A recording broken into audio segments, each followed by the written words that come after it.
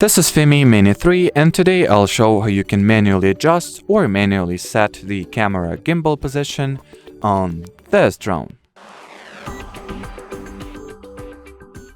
So in the beginning, you will need to enter the camera feed of the FIMI Navi Mini app.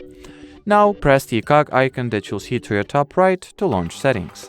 Here select the gimbal category, that is fourth one from the top, and go into advanced settings. Now go into the advanced settings, adjust, and here you can separately change the, P axis, the R axis, and Y axis, just like that. So pan, roll, and yaw.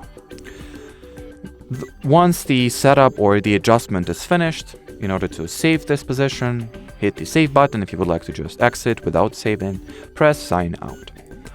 And well, as far as this video goes, that'll be it. So thanks for watching and bye bye.